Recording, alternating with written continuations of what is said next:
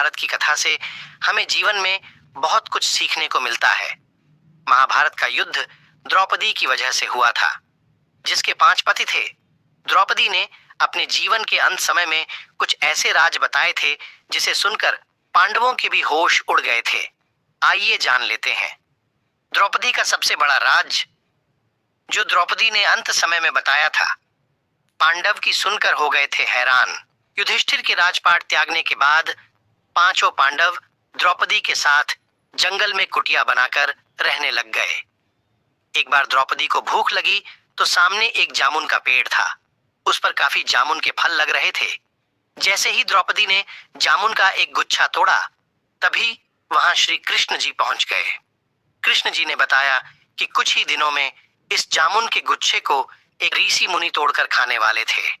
अब जामुन टूटने के कारण आपको ऋषि मुनि के श्राप का भागीदार बनना पड़ेगा। द्रौपदी ने श्राप से बचने के लिए जामुन के गुच्छे को पेड़ पर वापस लगाना चाहा। तभी श्री कृष्ण जी ने ऋषि के श्राप से बचने के लिए एक उपाय बताया कि इस जामुन के पेड़ के सामने पांडव और द्रौपदी को अपने जीवन के सच बताने होंगे।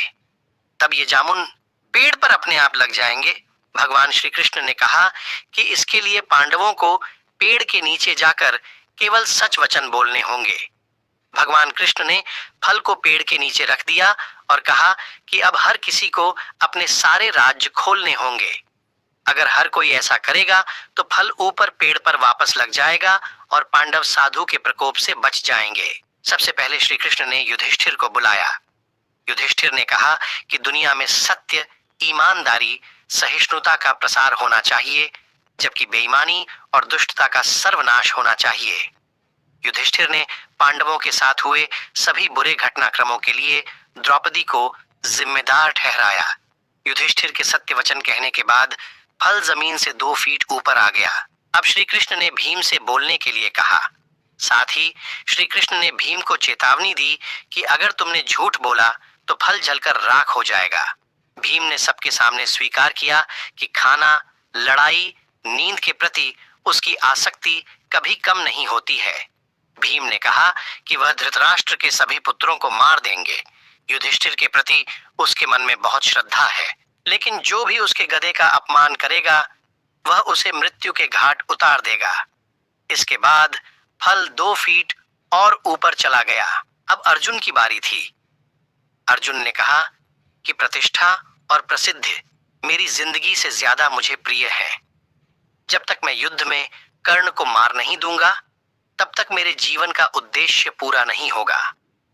मैं इसके लिए कोई भी तरीका अपनाऊंगा, चाहे वह धर्म विरुद्ध ही क्यों ना हो। अर्जुन ने भी कुछ नहीं छिपाया। अर्जुन के बाद नकुल और सहदेव ने भी कोई रहस्य ना छिपाते हुए सब सच सच कह दिया। अब केवल द्रौपदी बची थी। द्रौपदी ने कहा कि मेरे 5 पति मेरी 5 ज्ञानेंद्रियों, आंख, कान, नाक, मुंह और शरीर की तरह हैं। मेरे 5 पति हैं, लेकिन मैं उन सभी के दुर्भाग्य का कारण हूं। मैं शिक्षित होने के बावजूद बिना सोच विचार कर किए गए अपने कार्यों के लिए पछता रही हूं। लेकिन द्रौपदी के यह सब बोलने के बाद भी फल ऊपर नहीं गया। तब श्री कृष्ण ने कहा कि द्रौपदी कोई रहस्य छिपा रही है। तब द्रौपदी ने अपने पतियों की तरफ देखते हुए कहा, मैं आप 5 से प्यार करती हूँ, लेकिन मैं किसी 6वें पुरुष से भी प्यार करती हूँ। मैं कर्ण से प्यार करती हूँ। जाति की वजह से उससे विवाह नहीं करने का मुझे अब पछतावा होता है। अगर मैंने कर्ण से विवाह किया होता तो शायद मुझे इतने दुख नहीं झेलने पड़ते। तब शायद मुझे इस तरह के कड़वे अनुभवों से होकर नहीं गुजरना पड़ता। यह सुनकर 5 पांडव हैरान रह गए, लेकिन किसी ने कुछ कहा नहीं। द्रौपदी के सारे रहस्य खोलने के बाद श्री कृष्ण के कहे अनुसार फल वापस पेड़ पर पहुंच गया। इस घटना के बाद से पांडवों को यह एहसास हुआ कि 5 बहादुर पतियों के होने के बावजूद वह अपनी पत्नी की जरूरत के समय रक्षा करने नहीं पहुंचे। जब द्रौपदी को उनकी सबसे ज्यादा जरूरत थी तो वे कभी उसके साथ खड़े नहीं हुए।